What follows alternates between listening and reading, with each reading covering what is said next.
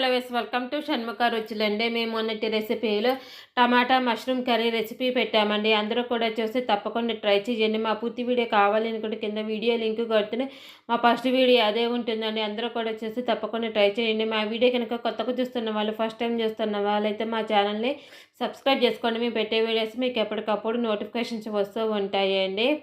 ఎంతో టేస్టీగా ఉండి టమాటా మష్రూమ్ కర్రీ చపాతీల్లోకి, పూరీల్లోకి, పుల్కాల్లోకి, ఫ్లేవర్డ్ రైసుల్లోకి కూడా చాలా బాగుంటుందండి.